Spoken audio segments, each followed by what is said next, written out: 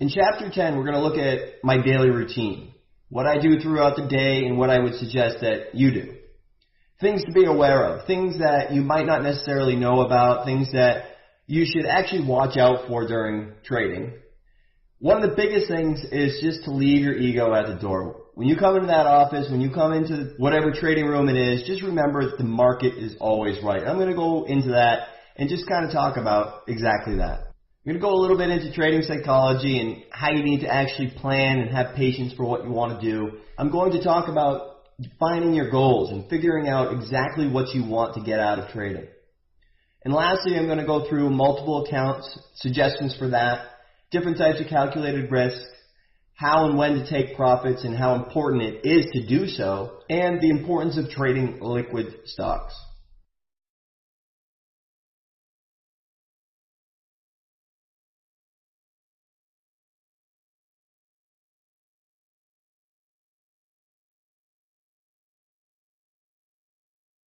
So what's a day in the life of a day trader like? 7 a.m. I like to get up early because during the day I am glued to my monitors. So I get up, I check and answer all my emails, and I take a quick look at the markets. And not normally to make a trade, but just to kind of see, okay, this was on scan. Is it gapping up big? Is it down big? What are the crazy gappers today? What are the crazy tankers today? And just to kind of get a feel for what's going on. And then I just pretty much get stuff done and go around the house, make breakfast, whatever. From 8 to 8:45, I get dressed. You look sharp and you trade sharp. I get up every morning, I take a shower, I get up, I'm ready to go.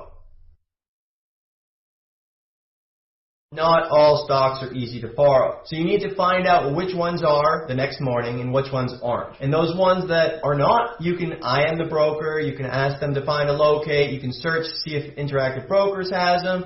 You can see if you can locate them through Quantex. Quantex is another company that works with Centerpoint, and it allows you to pay for the borrows. So that way you can know, all right, I can get them if I need them, or I can get them right now. I may or may not use them, but at least if the trade comes, I'll be prepared. It might cost me 10 or 20 bucks, but that's the cost of doing business. And I know that if I nail the trade, I'm going to make $1,000 anyway. So like I said, you should not be finding out that you can't borrow a stock as the trade happens, because a lot of people do that. And you could have just been waiting all day for a trade that you wouldn't have been able to even take. And then, once again, I compare my scan to pre-market activity to see what's changed between 7 and 7:30 a.m. and what's going on now.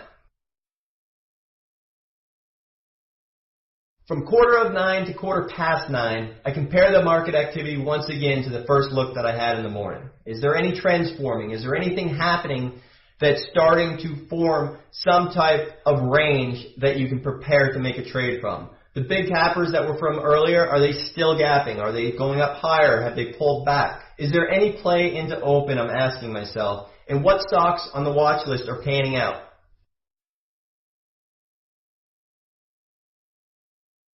And then, finally, 15 minutes until the opening bell, I start to condense. I condense the watch list to the top 3 to 5 plays out of the open.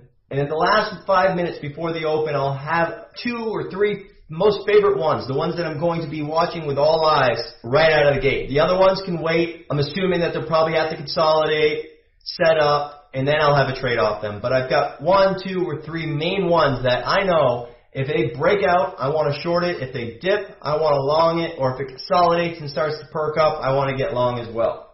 So I've put up the main slimmed down watch list on my charts and watch each one for an opportunity. So now instead of watching 10 or 12 different stocks from scan and pre-market, I condense everything to one monitor and I have my main watches on my middle monitor. I focus on the ones that I think I'll be able to scalp right out of the gate, and then all the other ones I have on watch, but I let them trade out, and I wait for the trade to set up. During the trading day, market hours, you need to be patient and let the trade set up. You want to look during the day what stocks had a major range in the morning, and then which ones are consolidating that potentially might have a 2 or 3 p.m. plus move. You got to eat lunch. You got to get away from your monitors. If you trade well in the morning, and you end up cash. If there's any point in time when you're out of positions, 100%. I know that sometimes we get locked in and we have 1 or 2 trades and we don't really want to leave. But if you have the option and you're all cash, why not just take a walk? Get away from your computers for a few minutes, take a 5-minute break, walk around your house, walk around outside, and just take a quick minute. It's amazing. The days that you do have off, it's amazing how many hours are actually in a day. We just get so caught up in all the numbers and the data and everything that's streaming, and it just ends up being 4 p.m. before you know it. So that's what I try to work on every single day. I don't always do it, I'll be honest. But the best type of trading day for me is have good trades out of the open, I go cash, relax, maybe get to the gym in the middle of the day. But if I don't, take a quick walk around the house, do something else for maybe 20 minutes, 30 minutes, an hour, whatever it may be, and then come back 2 p.m. into close. And then last but not least, daily routine for 4 p.m. plus is you've got to hit the gym. It's important. If not, at least get away from your computer for a bit. It's not healthy to always be here. We love what we do, but it is good to get your blood flowing, get moving, and so that's what I do. It's a good way to de-stress. Even if you're not stressed, it's good to get out and get your heart rate going. Then I do the scan for the next day when I come back. I usually do my scan on a laptop just because it's a different scenery than what I'm looking at all day. And in fact, I actually used to always do it on my Apple just because it's a different operating system. It just kind of tricks your mind and it's relaxing versus staring at 3 monitors all day. And then my video lessons, and then I close the lid. And that's important to do. Next, I'm going to go over a little bit about different tidbits that will help you along with different trades. And the first thing that I wanted to cover is, earlier I had said that we trade tickers, not companies, which is true. I don't care really what the company does. I don't care what their earnings were. I don't care where it's going to go long term or short term. All that kind of stuff doesn't matter to me. What matters is that it's moving, it has volume, and it has a range where we can come each day and predict a solid risk versus reward, which may lead us to a profit. However, it is good to know a couple things. Number one, if it's a pharmaceutical, is there any FDA news pending? If it is, you don't want to get in a fight with a short or start shorting crazy size if an FDA decision is imminent. Sometimes they halt them right before they come out. And if you didn't know this, then potential risk intraday, which might have only been 20, 30 cents, is all of a sudden unknown. And it could be 50%, it could be 100%, you don't know. So that's the point with pharmaceuticals as why it's really good to know if there's anything pending. And a lot of times, it's the momentum that we play after we take advantage of, but overall, it's just good to know that, hey, you know what, this company has some stuff pending next week. So keep an eye on that. Keep that in the back of your mind and maybe avoid it next week. The other one is earnings. Obviously, you're not going to want to hold into earnings. And the last one is buyout chatter. If there's a stock that's moving and it's slowly grinding up and trending pretty well, and there's a lot of buyout chatter on the stock, you don't want to aggressively short it because you never know. There might be another rumor that comes out at a higher price. The other thing that is kind of worth noting with this is, for example, you see a chart that's overextended and it's been up on buyout rumor. Well, it's fine to take the morning moves, jumps out of the gate, jumps 70 cents. You know that it's probably going to pull back a quick 50 cents just because it was an emotional move. But the point is if it starts to consolidate and kind of hang out and then slowly grind back, well, through the afternoon, a lot of times there's other chatter that comes out. And if you're fighting a bad trade and adding into a short, and all of a sudden more buyout chatter comes out, guess what? Not only are you sized in, not only are you being stubborn about it, now it's going to pop against you, and it's just not worth it. So these are the 3 main things that you need to be sort of aware of. Is just stay away from FDA news that's pending. If you're trading it, be quick, be nimble, but don't start fighting against it, and don't overstay your welcome. If you're wrong on the trade, just be wrong. Stop hanging out all day when it increases your risk. If earnings are near, just be a scalper. Don't be somebody that's trying to add, because you never know. If there's some type of big upset or big change, they might halt it before earnings. And then lastly, if there's a lot of buyout chatter on a stock, it's fine to take advantage of the momentum, but just take note of that. You don't want to be fighting against the stock, being on the wrong side when there's some type of chatter, because the longer it consolidates, the more chance that it has that something else might come out, and it might be a higher bid or more rumors. All these things take away from that mathematical risk that you pretty much figured out, and it's no longer a 5 or 10 or 20 cent risk. Next is about your ego. Now, in the room, we have an ego-free zone. Anybody that is going to come in here with an ego and act like they know better than the market, you're going to get muted. You're going to get a muzzle for the day until you learn how we actually trade in the chat room. It's fine to post opinions, but one thing that I've learned is you cannot have an ego. Every time you get confident in a trade, the market always humbles you. And you always need to remember that the market is always right. Once you start hoping and you're in a bigger position than you want to be, you need to be able to recognize that, because hope is not a strategy. The more that you fight a wrong position, meaning you short, you're already in full size, but you added, and it went a little more, and then you added a little more. You have to understand that the more that you fight, the more you stand to lose. Because originally you went in with, let's just say, 1,000 shares, but now you have 4,000 shares. Well, if it moves 50 cents against you, instead of losing 500, now you're going to lose 2,000. And you really need to just understand that and realize your comfort zone. Otherwise, you're going to end up having to battle and end up having to dig yourself out of a big hole. And lastly, for whatever reason, it's very easy to have patience when you're wrong. And I don't know why that is, but I always find myself more patient with the stock that I'm down on than when I'm up. When I'm up, I like to take profits. Right away, boom, boom, boom, take it off, I'm happy, next trade. However, when I'm down, I'll be like, well, I'll give it a little bit more time. And I don't know why, but it's just something to watch out for. Next is a little psychology about trading. You've got to have the 3 Ps, prepare, plan, and patience. Much better trader if I prepare and then just react. Too many traders just want to be in a trade and want to chase a trade and just need to be in a trade. And the fact is if you're just patient and you wait for it, you have to do a lot less work. One thing I always do is when a move happens that I'm anticipating, I lock in at least half. And then that gives me a little bit more leeway, gives me a little bit more patience, and let the trade work for me. I think it's going to go up. That was my plan to get in. I was right. It popped. Take off a little bit. Pay yourself some, because then if it goes back to even, you're still up. So I always lock in along the way, and nobody ever went broke taking a profit. And you need to remember that, because a lot of people will just go, go, go, go, go, and they'll be up, up, up, up, up, and then they'll just hang on to it, hang on to it, hang on to it, and at the end of the day, it ends up being flat or red. Whenever you're in doubt, if you're ever considering selling, if you're ever thinking, oh, this isn't doing exactly what I was thinking, just go ahead and sell half. Limit your risk. You can always add back if it starts to do what you thought it was going to do. And then last but not least on the whole psychology of things is I start with a clean slate each day. And for me, that's important because I don't want a trade that I took today and I held over to impact my thinking and my thought process in the morning. What happens if the stock ends up going down in the morning? Then that's sort of just ruined my entire day, and now I got to focus on how to get back and how do I get out of this one and all that kind of stuff. Swing trading is fine. If that's your plan and that's what you want to do and you have a separate account for that, great. But if you're a day trader and you've got an account that is just focused on one thing only, and that's trading and being cashed each night, that's what you need to do. Next is adaptability.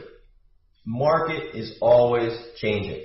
Sometimes you've got a market that's going straight up. Sometimes you've got a market where stocks go up one day and then they go down 3.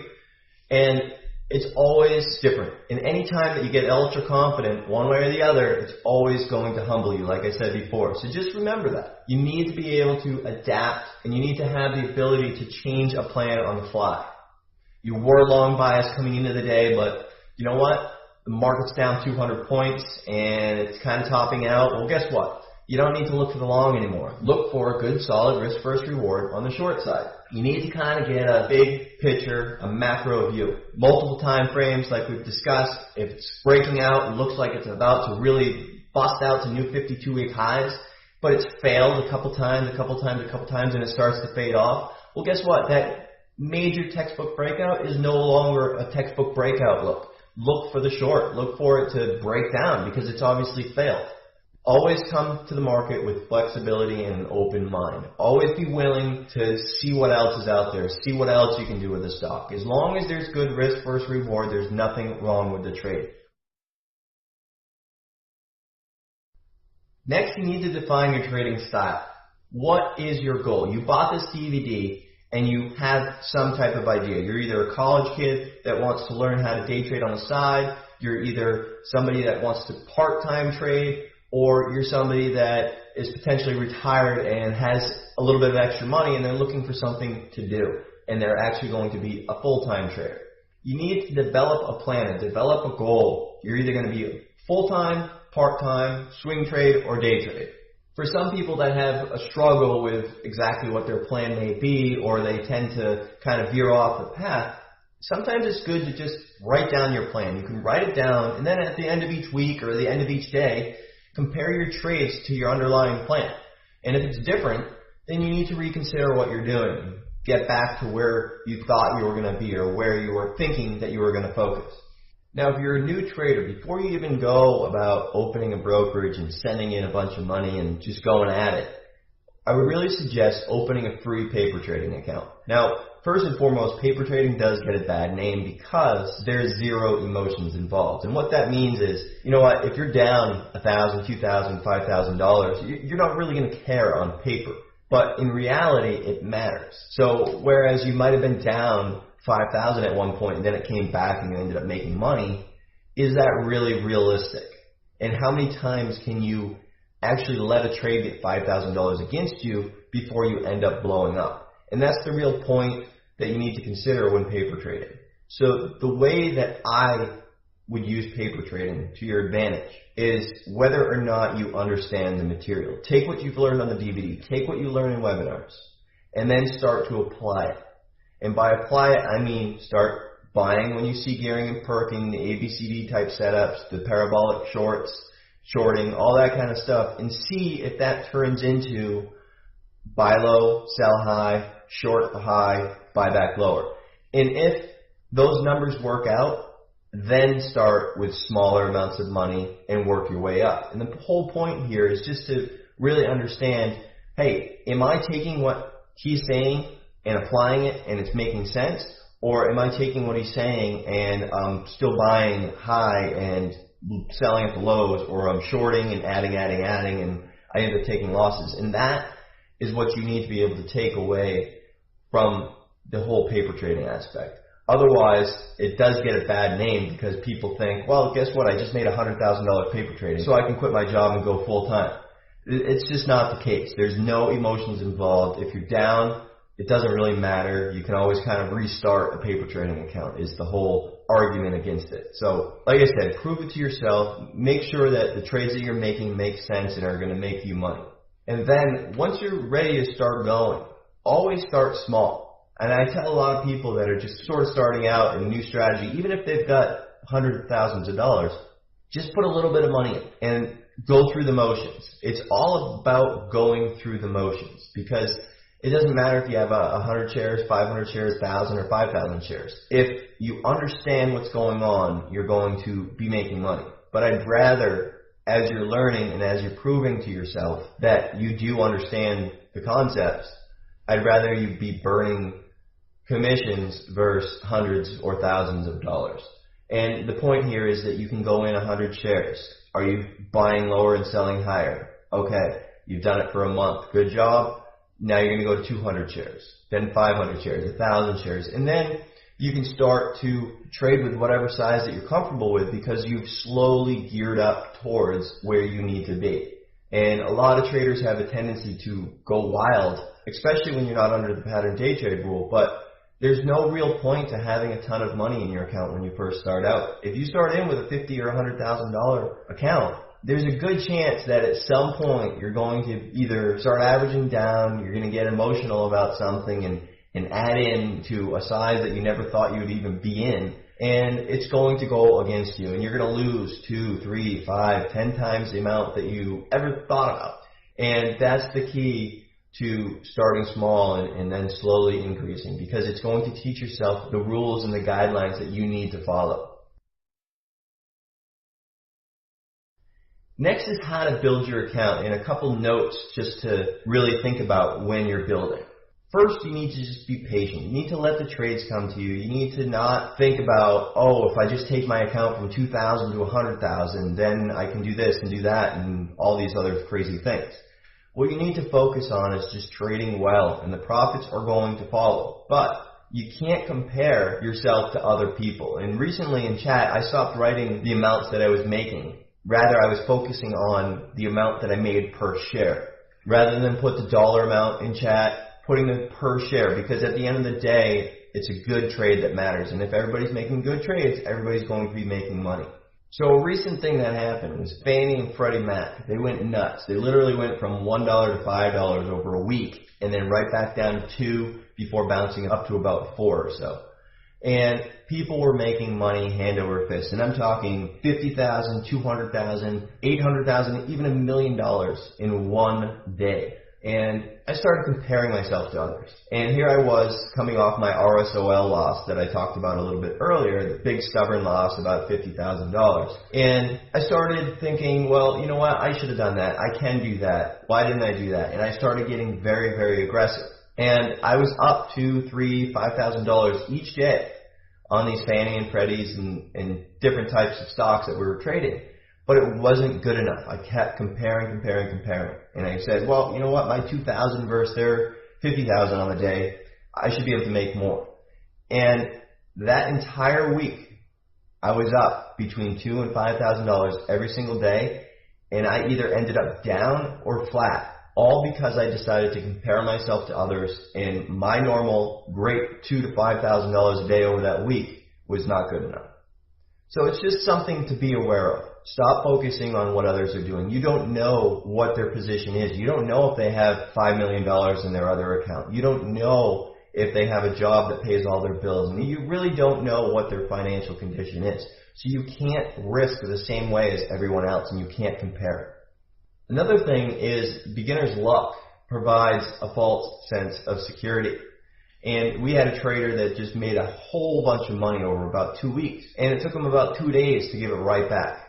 Believe it or not, this is pretty common, because what happens is you might have a really good run and you might get pretty aggressive and you keep going, and everybody has a great run. But until you actually experience a loss, you don't really know just how fast it can go down. And the problem that a lot of people do is, rather than consistently trade and using a similar amount each time, they start pressing more and more. What you have to understand is, when you go more and more, your losses are also going to become bigger and bigger. And the best piece of advice that I can give is to not make changes to what got you to where you are. Meaning, if that slow grind has been providing money day in and day out, consistently, every single day, don't steer away from it. Because at some point, you're going to kind of veer off, and you're always going to have to come back onto the same path. Once you've got a few $100,000 or $1 million or different accounts and all that kind of crazy stuff, then, do what you want and see how you do. But while you're building your account, focus on staying on that one path. Don't veer off. Next is something that's actually helped me in the past. I rarely swing trade, but if I were and if I do, I have 2 different accounts. I don't want to park my swing trades, whether it's an overnight or looking for a week out or whatever, in the same account that I'm trading in. My trading account, I like to come each day and have the money there, go home cash, and be able to come to the morning with a clear head, clear slate, and start trading new each day. There's nothing worse than being in a trade overnight, and then you wake up and you're down $500, and then you're just staring at it all day in your trading account, and it really screws with your emotions, and you're not really able to make the trades that you wanted to make because you feel like you've got to dig out of a hole. So it's best to put a swing trade in a back account that you're not really watching, okay? You wanted to hold it for a week or 2. So what if it's down tomorrow? That's part of the plan. You had a plan to hold it 2 weeks, and that's what you should be doing. And that's the best piece of advice that I can give for you if you're trying to do those things. It's good to have two different accounts also, because if for whatever reason you have a trade in your trading account and you start to think you're going to swing it, right away that should tell you, hey, wait a minute, I did not buy the stock as a swing. Why am I turning it into a swing? And you start to rationalize those bad trades that we talked about. So this prevents you from turning a trade into a swing. Next, we'll talk a little bit about calculated risk. And there's a bunch of different types of risk. For me, I don't use any set stops. The only time I would ever set a stop is if I have a good day, for example, and I have partial positions, and I just want to let them ride. This is the only time I would use one, and I'd probably just set it and forget it and leave for the day. And I've probably done this twice in my trading career, so it's not very common for me. But for me, I like to risk to a mental stop, over under a certain price, where it was trading around the magnet, as we discussed, or a whole $50 mark. The other type of risk that you can set is a set money amount. Do you want to risk $100 on this trade, $200, $500? And as long as you're looking to make $3, $5, or $1,000 on the trade, obviously that makes sense. You want at least 3-to-1 reward for any given risk.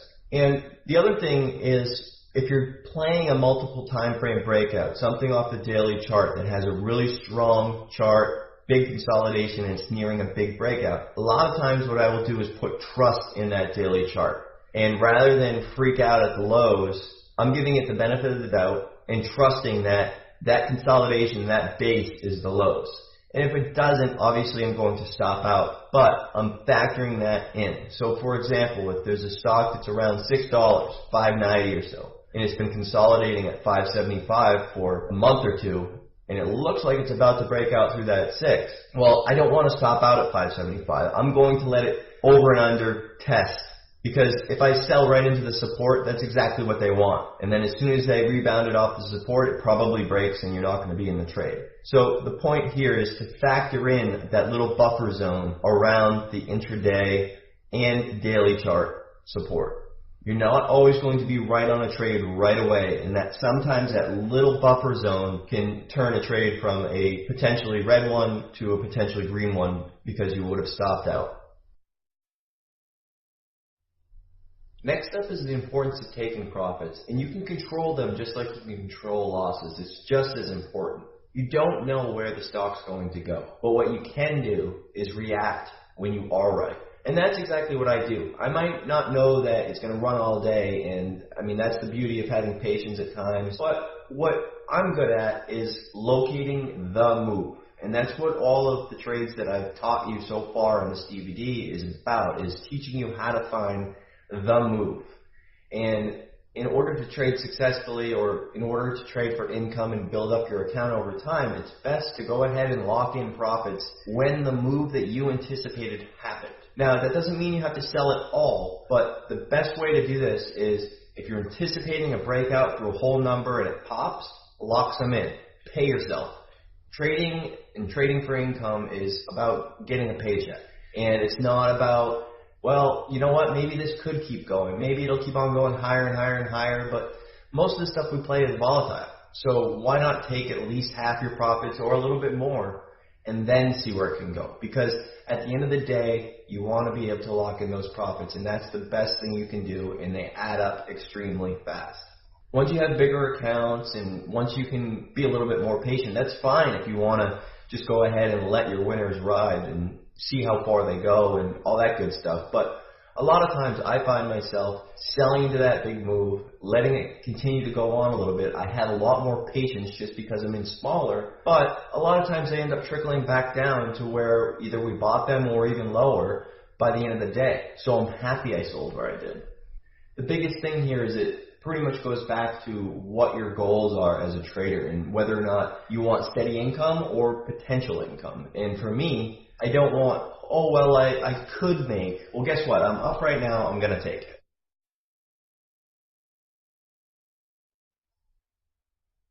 The next thing to pay attention to is the importance of liquidity. We talked about this a little bit before with low floaters and the difference between something that's trading in a big range with low volume versus something that's trading in a decent range, but it's got a lot of volume and you can go in with pretty much any size you want and be able to get right out, versus going in with maybe only 300 or 500 shares, expecting a $2 or $3 move, and having maybe 100, 200, or 500,000 shares traded. And the biggest thing here is being able to sense that or see that right away and develop a preferred trading size. And I always choose that relative to the daily range. For example, if something's been dropping or breaking out the last few days and it's up maybe $10 or $12 a share, I'm not going to be looking for a risk versus reward of a dime or 20 cents because it's just highly unlikely. I need to actually give myself a lot more room and probably scale in and scale out of the trade. And by that I mean I might start in a quarter or a half size of what I typically would play, and rather than risk 30 or 50 cents a share, I'm risking maybe 60 or $1 a share. And in that way, it gives me a little bit more room to be right or wrong, let the trade work out, and when it starts to work out in my direction, I can add in. And by that time, I might even have a little bit of house's money to be able to risk, meaning maybe I was right away, and it started to go up or down from where I thought it was going to, and now I'm up, I can add, and I'm actually adding with unrealized gains that I already have. And that's something that I do quite often. And rather than try to be right on first entry, I think about, okay, this is my goal with the trade. I'm going to start in, get a feel for the trade, see if I'm right on that first entry. If it starts to work in the direction that I'm anticipating, I can add a little bit more with a set risk first reward. And then if it does start to really cave in, if I'm short, for example, then I can add into full size, and I'm risking to my entry price at that point because now I'm using the house's money as my risk. I'm up maybe a couple hundred, then I double into the position, and if it goes back up to my entry, I'm just back to flat. And the same thing on scaling out. For example, if it starts to really break down, I might cover a quarter or a half right away as soon as it starts to wash out, and then give the rest a little bit of a chance, because the whole idea is to be able to give yourself the ability to be right and more right without having the risk involved. So for example, something like a stock that you're in full size and it starts to break down and wash out, I may cover one half right away into any fast move down. For example, if it's slowly fading and I'm right, and then all of a sudden it drops 10 cents and then washes out maybe 30 or 40 cents, no questions asked, I'm going to go ahead and cover at least half, if not the entire position, because what that is it's giving me the ability to have a little bit more patience, but taking advantage of the emotions that just happened, the emotions being the panic. And you might even be able to replace that same exact short you just had at a higher level. And the same thing with a breakout. For example, if a stock you're anticipating a $7 breakout, and all of a sudden it breaks through 7, goes to 7.10, and rips up to 7.50. Well, if you take off half at 7.50, there is a good chance that it's going to pull back and maybe consolidate around 7.20, 7.25 or so. And you could actually replace those shares that you just sold at 7.50 at 7.20, and maybe it heads back up that way. But that's the idea of being able to trade in a liquid market and being able to scale in and scale out. And that's why you rarely find me trading stocks without volume. Lastly, the preferred number of positions that I like to trade, that I like to be able to watch, usually no more than 2 or 3. I find that when I get over 4 or 5 trades, I start to kind of get a little lazy and I'm not watching everything as well as I should have, and I start to make mistakes, or I just start to let things kind of slide away from me. And a lot of people forget that cash is actually a position too. There's nothing wrong with being cash. If there's nothing good out there, cash is the best position to have. When the market's going crazy and you're kind of afraid to get in there, cash is a position, and you can't forget that, because a lot of times it's the best position to have. So again, I don't like to have more than 2 or 3 positions at a time. I may take 4 or 5 trades on at a time if I'm in partial positions, meaning I've already taken or locked in some of the gains that I've had, and now I'm just letting them work the rest of the way. But other than that, my whole trading strategy is focused around finding the move. And if I'm monitoring 4 or 5 different positions, that's not what I'm good at. And I usually steer away from that.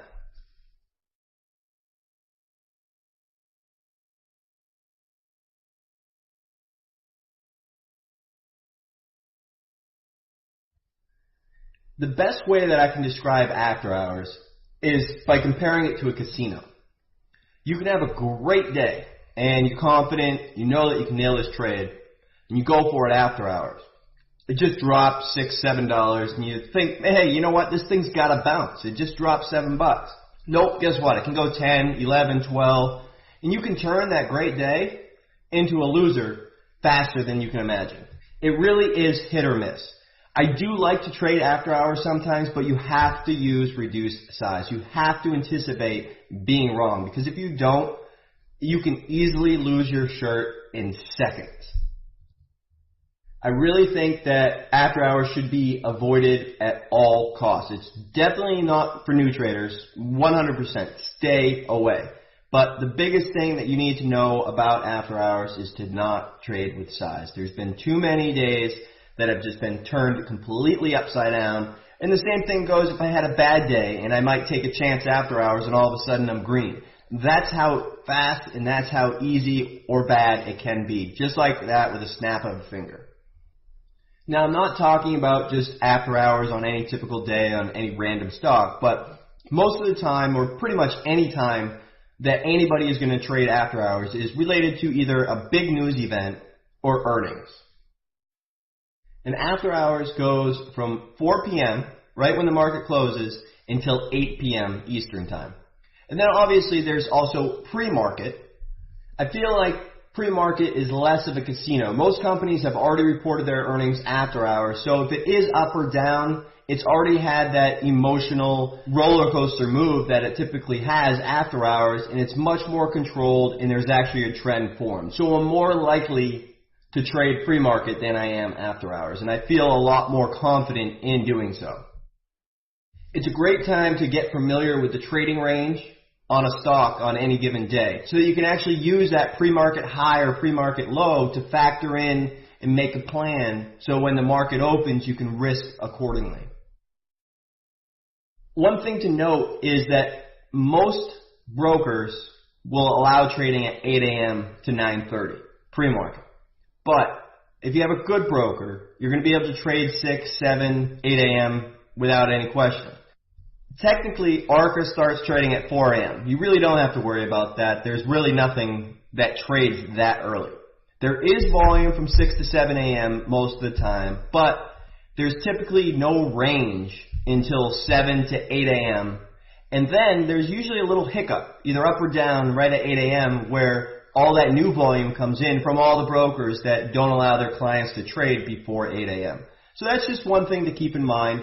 Usually I try to plan a trade around that 8 a.m. shuffle, or if I have a bigger position pre-market, I might take that into account and size down before 8 a.m. just because I know that there typically is that jump or drop real quick, and you never really know which way it's going to go, but you need to be aware of it.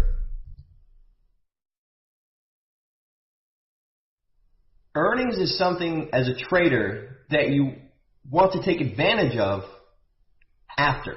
You don't want to anticipate earnings because a lot of times if companies lose less money, it's actually good. Even though they're posting a big loss and whatever, it looks awful, you'd expect it to go down. Sometimes it spikes. At the same time, companies can post great earnings and it goes down because it might be less than the street expected. There is no edge. Flip a coin if you want to trade earnings. Otherwise, be a trader and just be in and out during the day, and then react to earnings after the fact.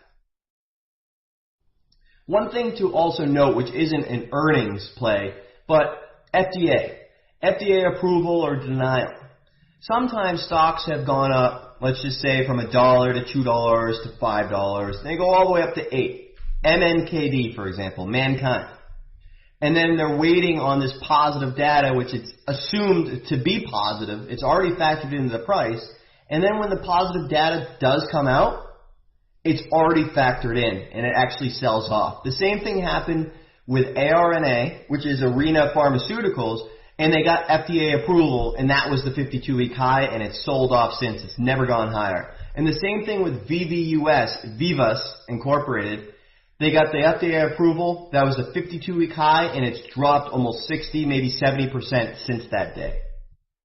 So that's just something to keep in mind, especially when you're trading, because if things were expected and they are up and they start to lose trend, I once saw somebody say, if it's not going up on approval, there's only one way for it to go. And it really does rhyme true, especially with these types of approvals on FDA, with positive or negative data, and the same thing with earnings. So now let's talk about something that doesn't happen pre-market, doesn't happen after hours, and it has nothing to do with earnings. But it has to do with you curing your boredom. Midday lull.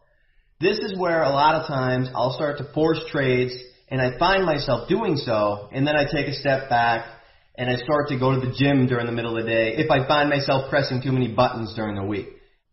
The biggest thing that you need to watch out for during the midday lull is to be patient for textbook setups.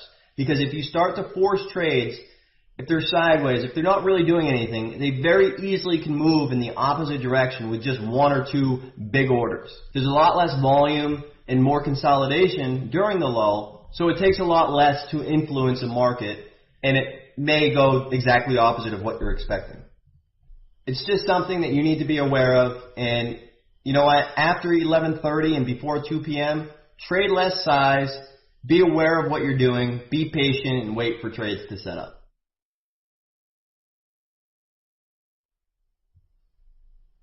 I can't reiterate this enough, the importance of stopping out. My biggest losses every single time is a direct result of not respecting a stop loss. I've seen it, I've looked at it, I've considered taking it off at a $3,000 loss. I've considered taking it off at a $5,000 loss. I see it at $10,000. And then that's where it starts to fuel up from there. And honestly, every single one of my biggest losses, I've contemplated taking it off. I've contemplated respecting my stop loss. And I've also contemplated, look, I didn't respect my stop loss, but I'm down 10 grand. I should probably just take it off because I can come back from this easily. And when I don't, the market humbles me. I do use mental stop losses, but I have a set amount that I'm willing to risk. And usually I like to keep my max losses on any given day around $300 to $500. It all depends on how I'm trading.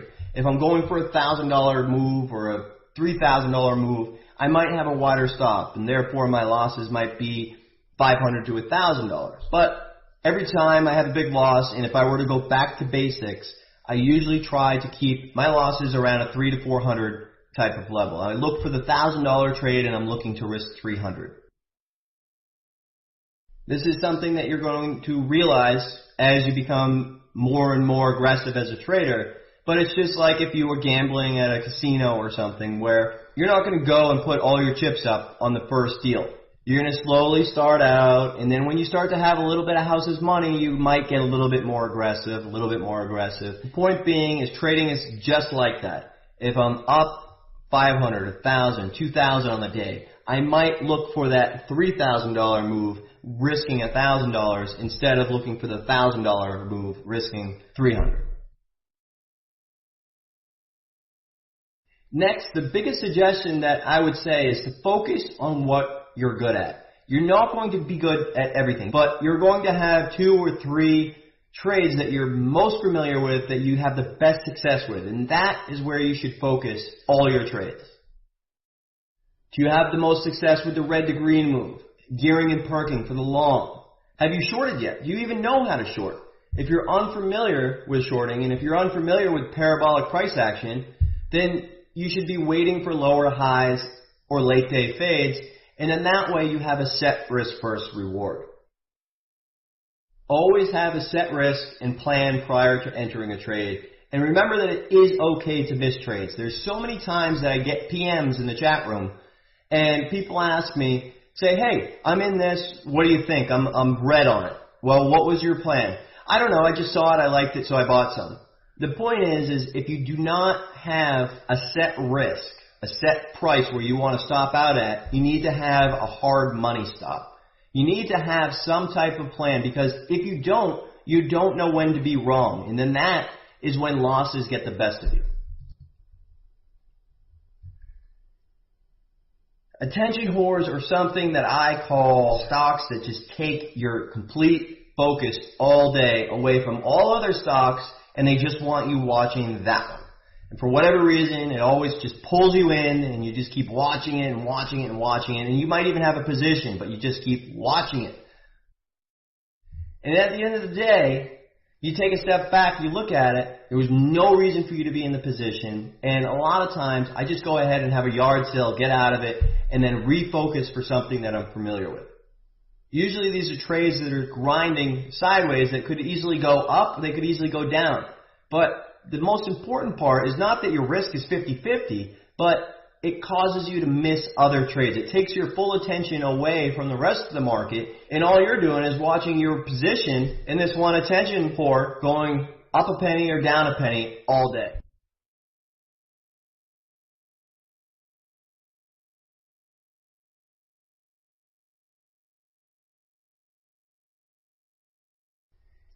Next, we're going to get into sector sympathy plays. And this is just another general thing to help you out with your trading, but it's good to know different sector sympathy plays.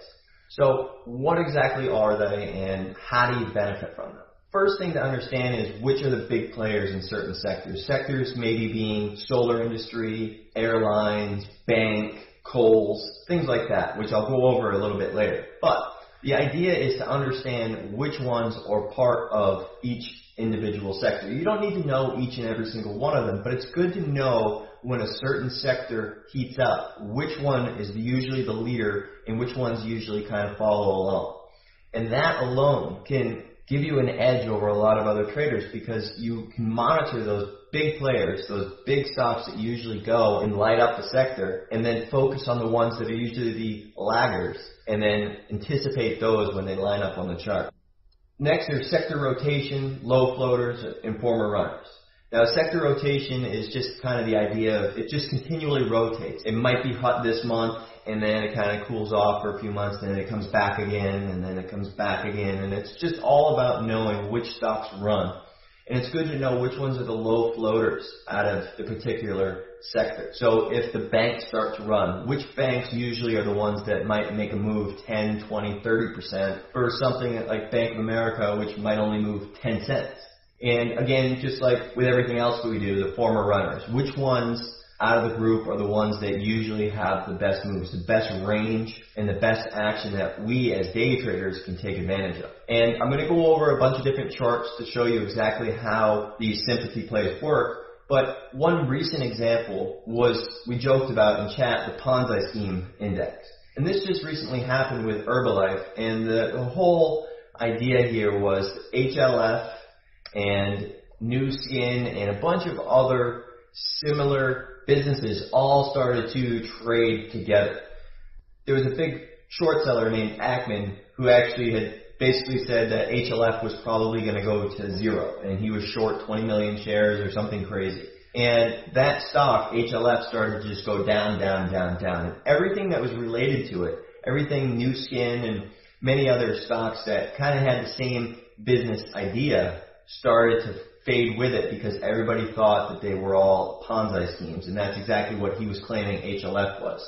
So then we coupled everything that was in that same index, the same idea, and anytime there was positive news on HLF, you could go ahead and buy all the rest of them. Anytime there was negative news, you could go ahead and short all the rest of them.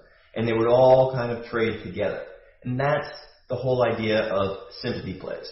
So you need to remember that one stock can cause the entire sector to light up. And the best thing to know is which ones are the trashiest of the bunch, because a lot of times those end up being the biggest percentage gainers.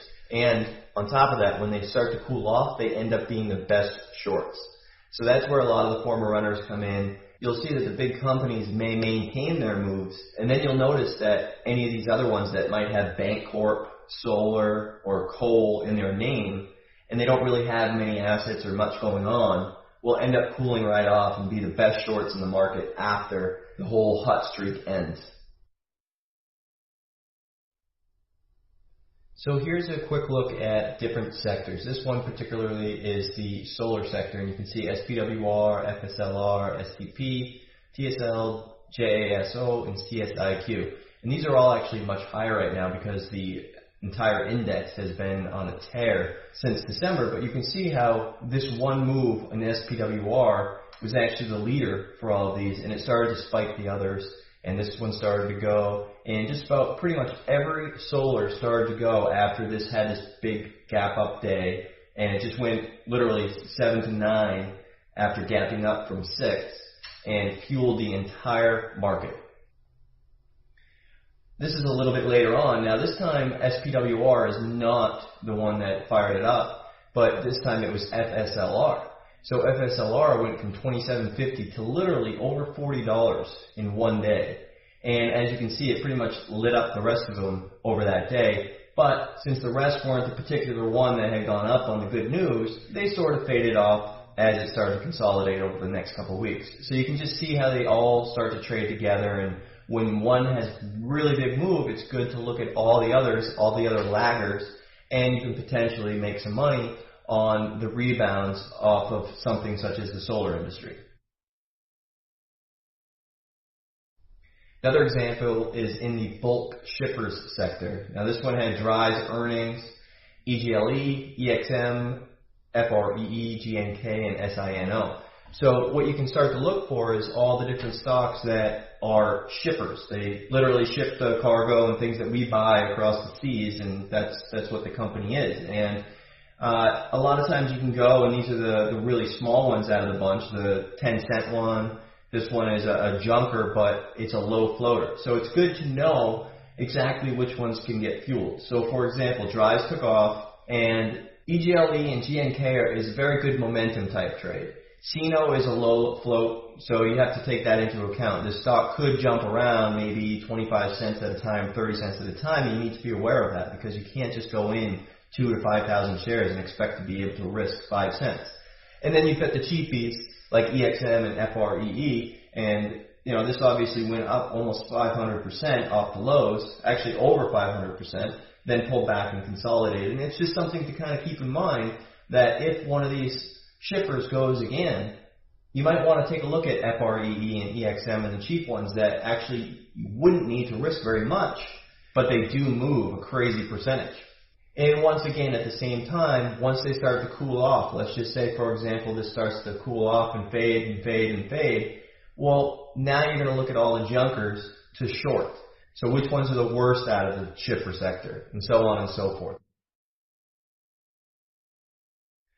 The other thing to take a look at is the marijuana sector. Now this is all the pot stocks. When they were about to approve it in California, they all started to go nuts, and the same thing with different states. And anytime that's in the news, people always seem to like to run these things. So you can see this big move in November. You can't really see it here, but they all had a nice little move in November. And then you can see them starting to get hot again in February. And then this next slide, you can see the move in February quite a bit better. But the point here is they all run together. So when one starts to go nuts, you need to kind of watch all the rest, because as soon as you can find a proper risk versus reward, where the reward of it potentially breaking the prior highs, for example, something like this where it breaks 6 cents and you only have to risk a penny, then it's in your favor. And this ended up going up over 10 cents and towards 12 cents.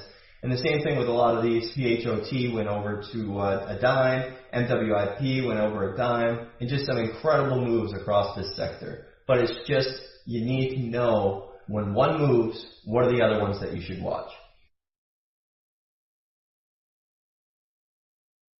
So overall, there's a ton of different sectors, and this does not by any means conclude them all. But you've got education, retail, stem cells, flu stocks, solar, marijuana, coal, home builders, insurance, airlines, mining, shipping, banks, and a ton more. But the point here is that you can classify them.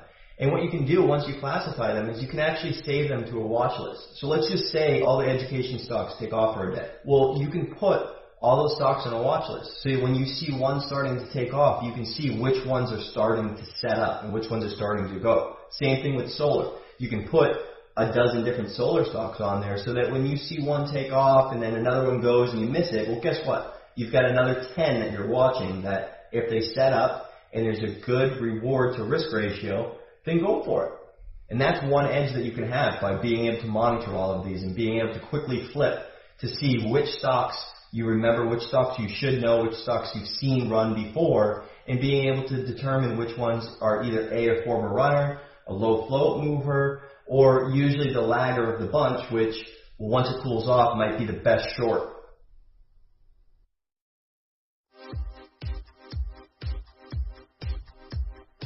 So in chapter 10, you learned a ton. Daily routine, look sharp, trade sharp.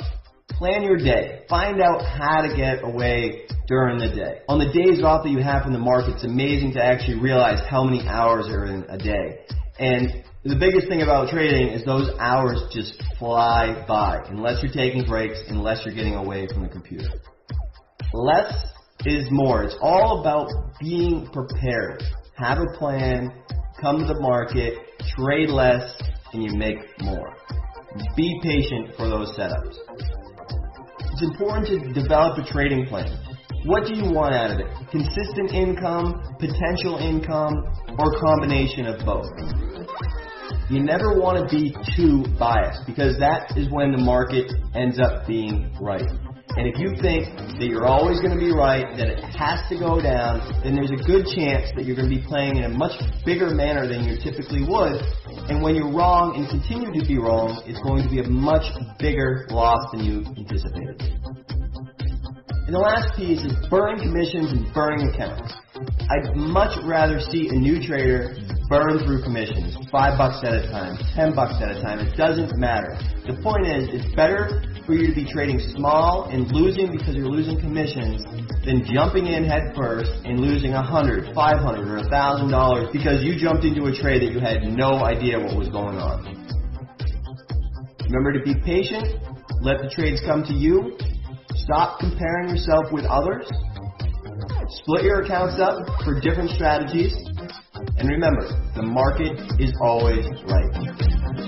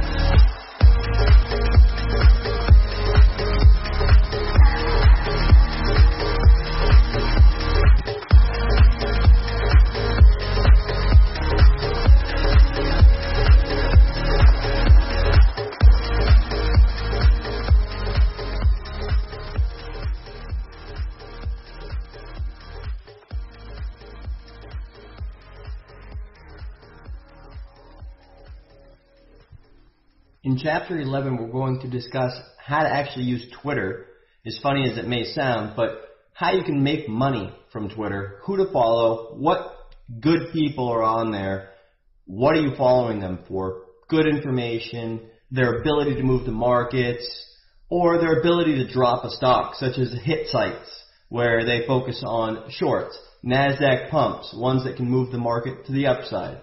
We're going to talk about short traps and squeezes. We're going to talk about the daily homework. And I know nobody likes doing homework, but the nightly homework and the nightly scan is what's going to make your day easier the following day.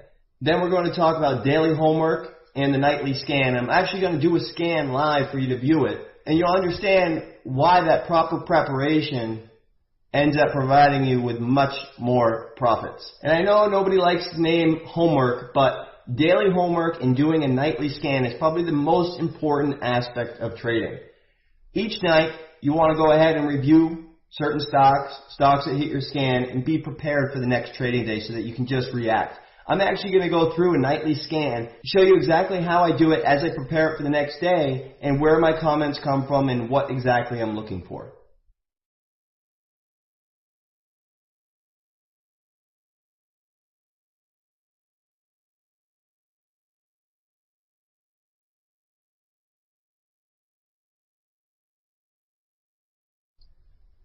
One thing that a lot of people don't really even pay attention to is Twitter.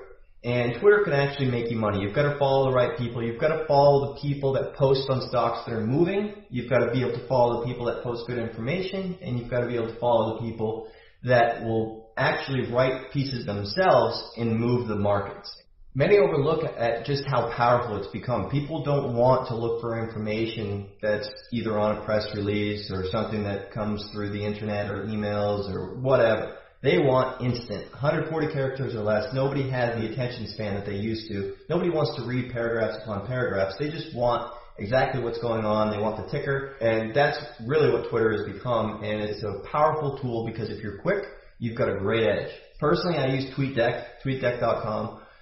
Twitter actually just bought them out, and they changed it all up. It used to be a lot better if you have the old version of TweetDeck, but it's probably the best solution that you're going to have versus something like the website itself, going to twitter.com and trying to follow along there, because you can't get the same pop-ups that you do with TweetDeck, which will actually show you exactly what you're looking for. You have to follow the right people. You have to know why you're following these certain people. You want to look for market movers, both on the long and the short side. You also want to look for other people that are posting where the moves are, the stocks that are moving, and things like that. So you're going to develop who you want to follow over time. You can always take different recommendations and either follow them and unfollow them if they don't do what you're looking for. But I like to watch people that trade the same types of stocks that I do because it acts as a scanner. And I might miss something, but then all of a sudden I see it pop up and boom, I put it on radar and I see a trade right away, so I want to take it. So in many ways, it's just like you're using a scanner that you would use with something like Equity Feed or Dash Trader or any of those types of things that are actually going to produce ticker results for you. So, good and timely information. I would recommend following @MarkFlowChatter. Now, he doesn't tweet as much as he used to. He kind of resides in our room and he puts the actionable trade alerts right in there. And he's faster than the street on the majority of alerts. He's very good at finding information before the rest of the street does. And by that, I mean by investigating and checking into and really dissecting 8Ks and all that kind of stuff. He's got a great team with him, and by the time that he finds it and posts it, there's other news cycles that are actually picking it up literally minutes, maybe 2, 3, 4 minutes behind him, and you've got probably a good 2 to 4 minute head start compared to all these other slower services. So it's a great follow and a great guy in the chat room. @TradeHawk is probably one of the best at scanning 8K filings that pretty much go unnoticed. And one of the best things that he used to do, although there hasn't been as many lately, is all the delisting alerts. And delisting meaning a stock's going from NASDAQ down to the OTCs. And he used to find it out quite often, way before the street. And you'd be able to get a great short off, and it'd actually be fact at maybe 11:30 a.m. or 12 noon, and the rest of the street finds out around 2 p.m. So everybody that finally has the confidence to short because they actually see the data ends up providing a nice downside to something that we might already be short. So it's a great person to follow, and again, he also finds a lot of other good quality information, which I'll show you here in a second. Then Offshore Hunter, this is Michelle, she's in the chat room. It's great for just free chart ideas. You can kind of get an idea of what she's looking at, what chart breaks to look for, and she blogs at tradeonthefly.com. And the good thing here is it just kind of keeps molding the types of charts that you should be interested in over and over and over again into your brain, and that's going to make you a better trader.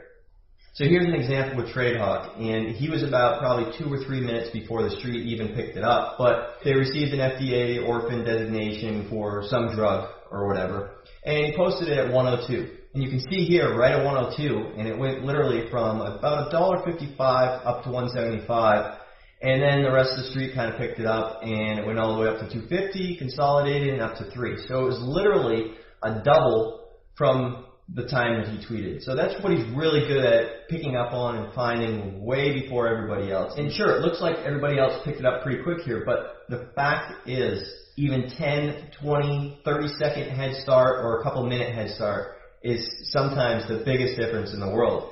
And the difference here is how much size are you willing to risk if it's coming off of a flat line versus chasing it up at $2. And if you're going to trust a bigger size, it's going to make all the world of a difference when it starts to spike another $1. So next is what I would call market movers, and this is Twitter and websites. They all have another website, but the main ones to watch is Muddy Waters, Citron Research, Investors Beware, which is also called the Street Sweeper, Gotham Research, Pre-Science Point, and Carousel Cap. Now, all these guys will actually write a research report on something and then put it out to their followers, and either the street's going to like it or hate it, or they'll go from there. I'm going to go over each one individually, and then you can get a feel for what to expect out of them. So, for example, Citron Research. It was formerly known as Stock Lemon. Andrew Left runs the website. The best thing to do is to familiarize yourself with how their last did. If the last one was a bust, then there's probably not going to be as many sheep-type followers that are going to go right after the next one. So it's good to know, are they coming off of a hot streak? And there's also an edge between the website timing and the release of the newsletter.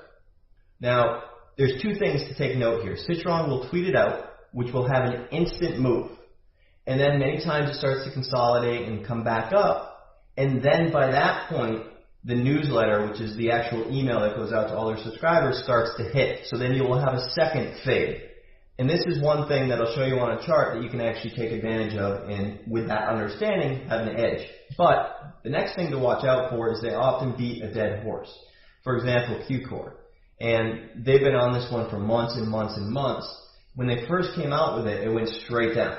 But then they went out with it again and again and again. And it actually started to become a great long off of dips, because all they were doing was just beating a dead horse and nobody cared anymore. It had already gone down.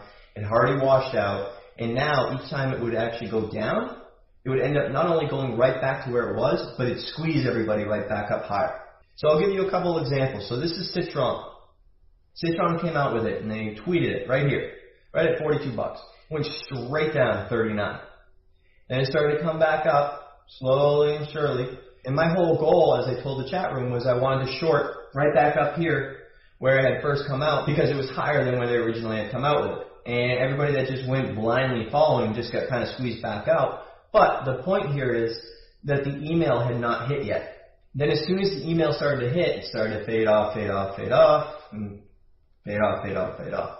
Obviously there's a couple little blips here and there, but it is a thin stock and it's going to do that. But the point here is that you've got that instant fade, comes back, and then you've got that gradual decline once the email starts to hit. It's an edge worth knowing about, because if you're fast on Twitter, you can make a quick trade.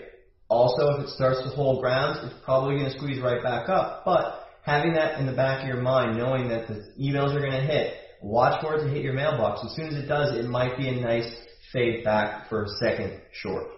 Then, as I said before, beating a dead horse. Now, Q-Core had come down from the 60s, 50s, 40s, 30s, went down under 25. Now this started to come back, and then they go out with it again. So this was probably about the 12th time that they went out with this. So it goes straight down, and then straight back up, and into the close it comes back up. But the next day it continued on and on, higher and higher, because nobody cares anymore. We got it. You don't like the company. You think it's a fraud. It is what it is. That's what you need to be aware of. You need to be aware of, is this the first time they've covered it, the second time they've covered it, or the 15th time they've covered it? If it's the 15th, you don't want to be shorting it. You want to be looking for a long opportunity. Next is Muddy Waters. Now, they're a major market mover. They called a few Chinese companies frauds, and they ended up actually being investigated and halted months later. And one of their biggest claims to fame was SNOFF, S-N-O-F-F, and it literally became bigger than Citron overnight, and the stock dropped from $20 to $17 to $16, $15, then all the way back under $3 per share within a day. And then it ended up getting delisted a few months later.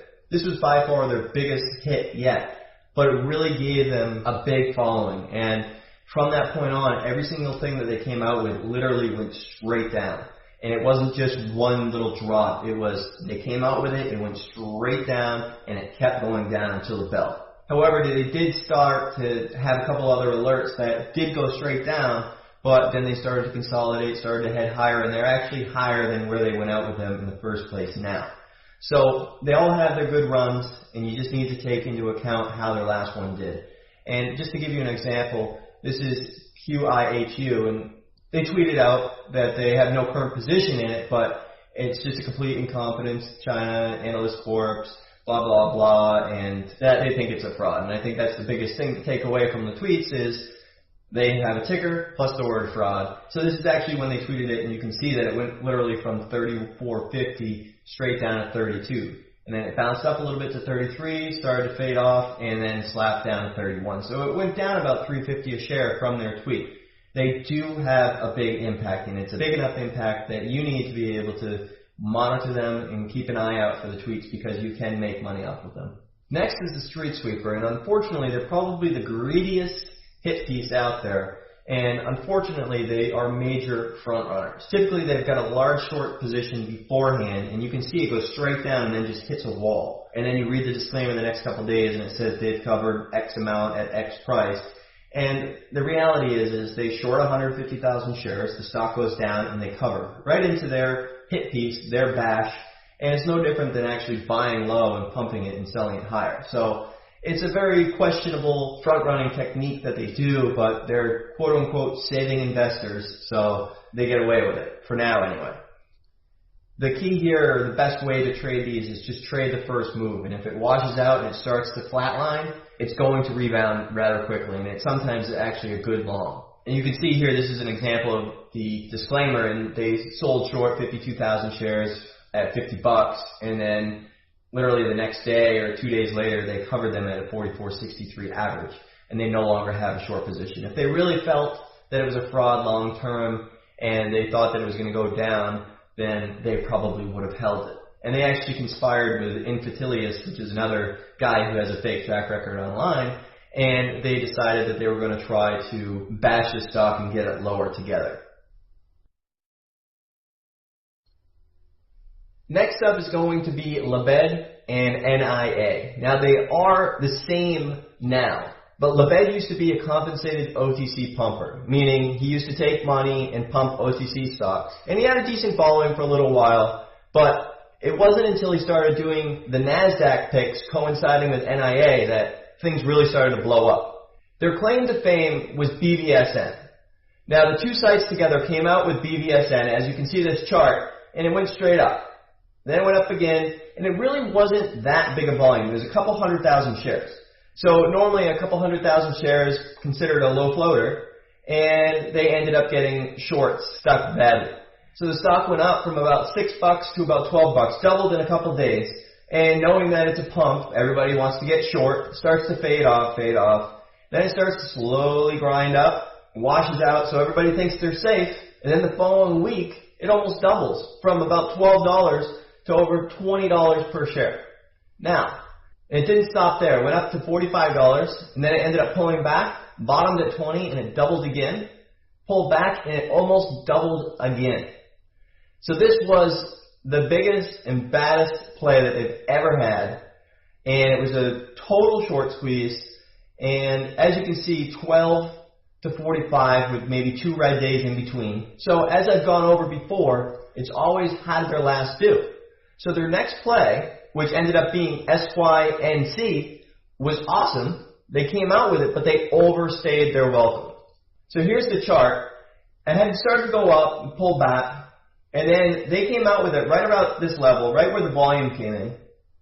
And knowing that they just had their biggest pick ever that went literally $6, $7 to $55, everybody wants to be in the stock. So it went straight up. And it went 6, 7, 8, 9, all the way up to almost $14 a share. Then it started to pull back.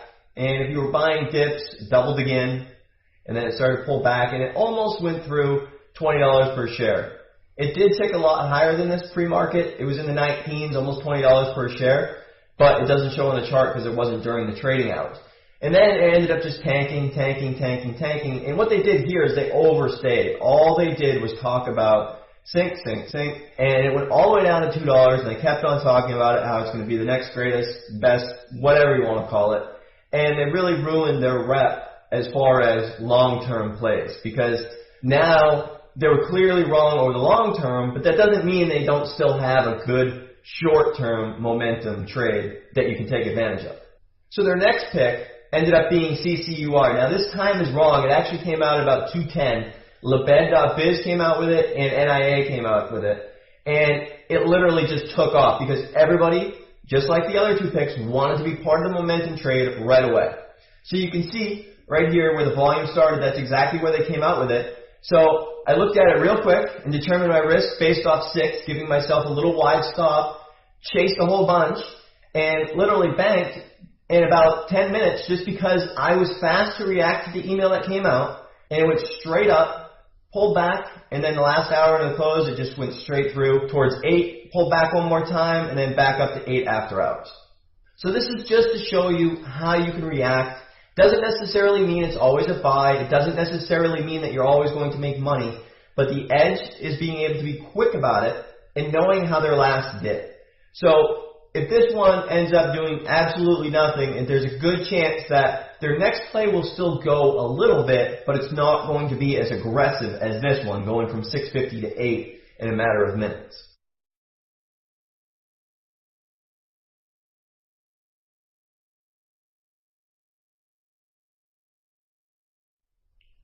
Next, I'm going to go over a very confusing subject for a lot of people, and it's short traps.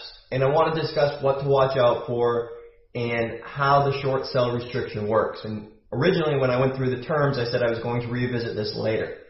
Now, the shorthand is SSR. It's also known as the downtick rule, short sell restriction, and what exactly that means, I'll cover.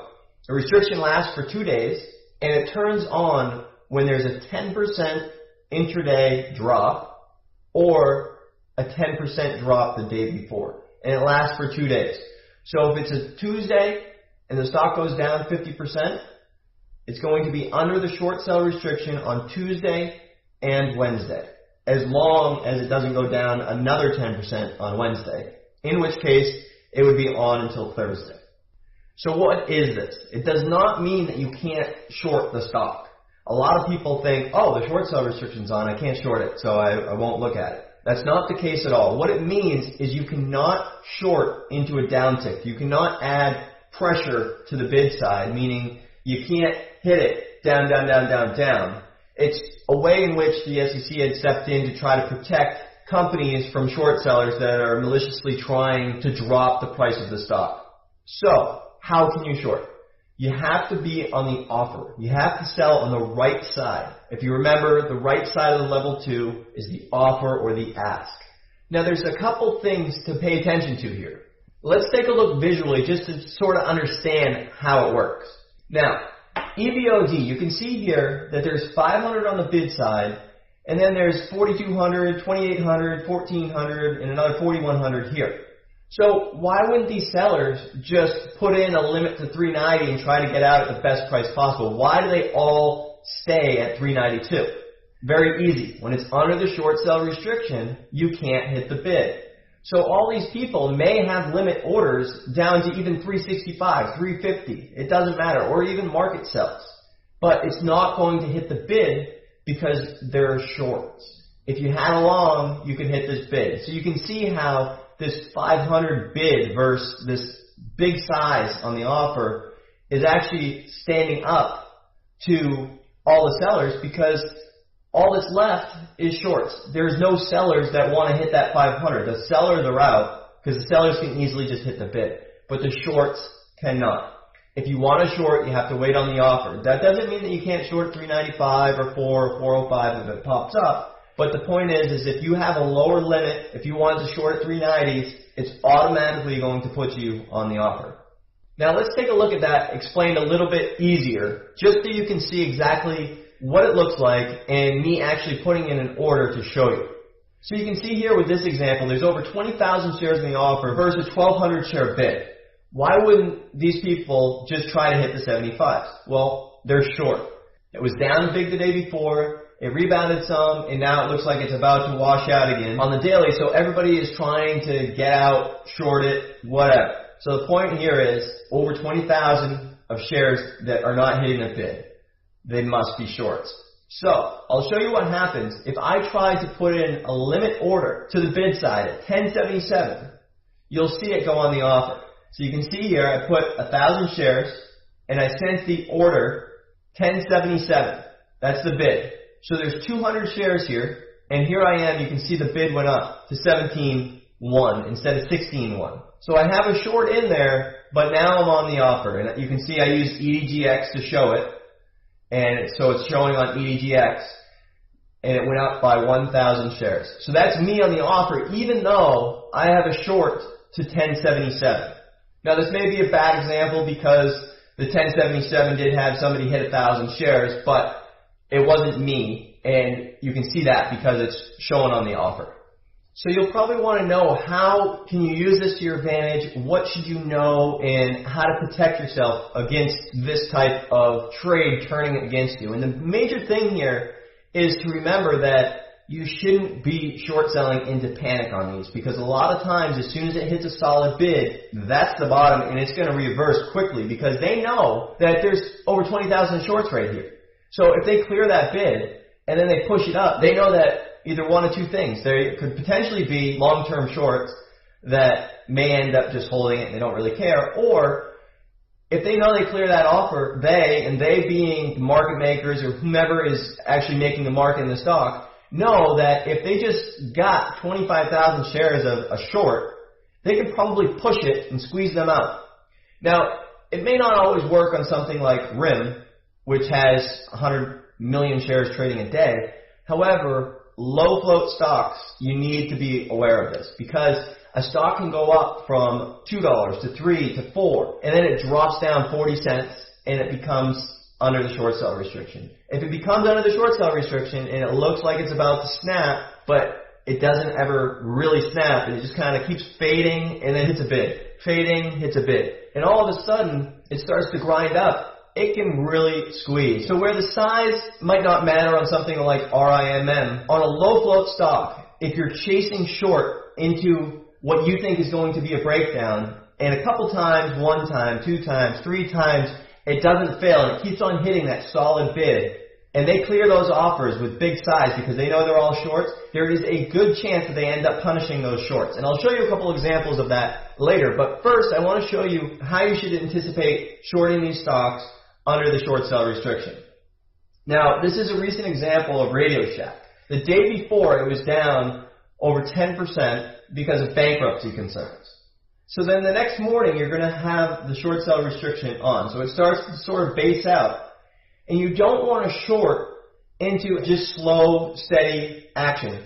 The only thing you want to short into is any parabolic move like this, and then cover into the washouts as soon as it starts to base. Because as you can see, once it starts to base and flatline, it goes quick. The next thing that you need to pay attention for on short sell restrictions is to stay away from the grind. The grind being like this, slowly going up. The only time you want to short a stock like this is into a big parabolic. Otherwise, you don't really have an advantage, because as long as there's a solid bid that remains, they can continue to squeeze higher and higher and higher. So something like this, we want to anticipate potentially a 3 parabolic and then react to a move like this over 3. Once again, you can see each solid line where they start to base it, each time any volume comes in, it just pops. This next example, EGLE, this was down 10% on the day, around $5, and then it washed out. And then it had a double bottom, you can see at 475, started to kind of grind back, and then it held, and it held. So where it starts to fade back off, this is a perfect example of what I was saying, is you don't want to chase weakness on a stock under the short sell restriction. If you do, you very well could get squeezed. And something like this where it's slowly grinding, and then it breaks through the 5, you can see exactly what happens. So they sort of trap shorts all day, making it look weak, and then the last half an hour they just push everybody out because they know that they've caught a lot of intraday shorts, and they use that as an exit strategy, and then come straight back down. So if you compare this move to RSH, you've got the same idea, where they've worked on trapping everybody, and then it just parabolics. They use that as an exit strategy, and again, they being the market makers, no one in particular, and then it just fades right back. Just taking advantage of the weak hands. And this is an actual example of one that trapped me. And I was stubborn on the trade, and I went over this trade earlier in the DVD, but you can see that it had a nice move all day. And you might not really think that a stock that's up over 100% would be under the short sell restriction, but remember, it's the day before. If it was down 10% the day before, then the restriction will be on. So, this started to move up, nice trend, and you can see where it starts to base, and then it looks like it's going to fade off again, and they trap shorts at a double bottom. Starts to go back up, bumps through the high days. Rips up. Again, the only shorts that you would take is into big parabolics, because a lot of times they just pull back. Started to go again, and you draw a line under here, and you can see that at 325, they've got a solid base. And then, as we talked about before, late day phase. We want to see this thing top out and keep on retesting lows, lows, lows, and then anticipate the fade, right? Well, not under short sell restriction. You don't want to anticipate the fade. You want to let it crack first and then work in on pops. Otherwise, if you're anticipating it, you could just be shorting into a trap. And that's exactly what happened to me. And I should have known better, but instead I just walked right into it. And instead of just taking it off at the highs here, I went ahead and just fought the position. So you can see bottom, bottom, bottom. Then it starts to grind off. And as soon as it breaks that high a day, they punish shorts into the close towards 425. So once again, the things to watch out for under short sell restriction is that base. Where is it holding support and it's not breaking down? Stay away from the shorts on that. Stay away from the late day phase. Sometimes, sure, it could crack, but I would rather miss it than be 50 cents, $1, or a couple dollars, in this case, too early. This stock went to $7 the next day. You can see here with it drawn out where it retested the bottom each time, and then it starts to grind. This was my cue to get out, but I fought it, and it squeezed me. Another thing that happens a lot of times is they'll have a weak open. After a big, powerful day, they might gap it down by that 10% to work out everybody at the open. Right at open, you can see it washes out here, and it puts in a print to knock out that 10% down on the day. Turn on the short sell restriction, and then they start to work shorts in. Makes it look weak. Fades again, and then pop, and then it just rips straight up because they can control, they can see all the shorts that are piling in on the offer, and they know that once they lock in 20, 30, 50, 100,000 shares short, as long as they support it and push it, their exit is to those shorts panicking. Just as you saw on the EGLE, where they might be accumulating all day, but they know that they can push it, and their exit is to all the panicking folks that are covering into the red to green move. Because remember, when you're short, your losses are unlimited. You never know where the top's going to be. And last but not least, we'll take a look at this one here, CLNT again, but you can see the flat line. And this is the late day flat line that I say to stay away from, where it starts to base, base, base, base, and then as you can see, it just pops up and sort of squeezes folks. This is the action you don't want to play with. So to recap, what to watch out for. You need to watch out for slow, steady grinding. You do not want to short slow, steady grinding when it's under the short sell restriction. It's best to let a stock speed up and look for an entry off of a pop than to chase into a support level. The best way to short it is to let it crack that support level and then short the pops from there as long as the downtrend holds. Otherwise, you're at the risk of potentially getting squeezed if you fall for a trap. So once again, the action that you're interested in is a parabolic. The action that you're not interested in is slow and steady grinding. And when a stock is under the short sell restriction, the whole late day fade idea, you need to let it crack support first and then work in on the pops. Otherwise, you may get squeezed, and it's not pretty when it happens. This does not mean that the stock can't go down under a short sell restriction. Many times, obviously, it does. But you can see here where the late day fade washes out and then it starts to base. You can see here where it has a double bottom and then it starts to grind and it pops up. It eventually ends up fading another $1.50, but if you short into the weakness, you very well may get pushed and you get squeezed out, you get scared, and you end up taking a loss that you didn't really need to take. So you should always wait for a pop with a set risk versus reward. Something like this where you can risk 950s or maybe even up to 10 on something that has this type of range But the point is you don't want to chase into this drop, especially if it holds support levels more than once. So again, if you have any questions about short traps, just reach out. You know my email, and I'm more than willing to help any of you. It is a confusing subject for a lot of people, so ask questions.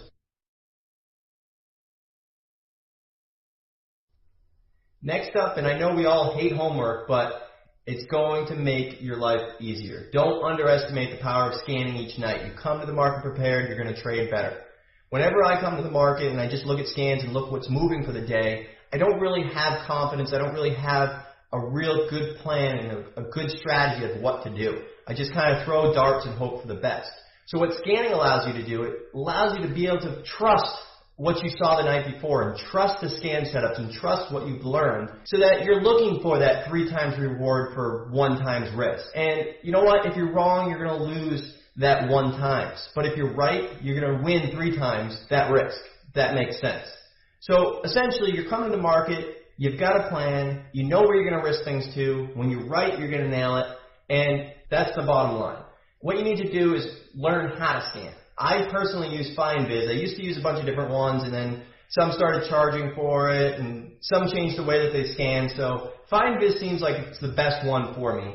And I'll go over my nightly scan. I'm going to do one right here live next, and you'll be able to see exactly what I do, how I anticipate the moves, how I decide what I'm going to do the next day, and what charts make it on my scan and which ones I pull off. The other benefit about doing scans is each night you can go back and you can actually look and say, okay, you know what, this one didn't really do anything yesterday, but it's setting up again today. Maybe I'll take it tomorrow.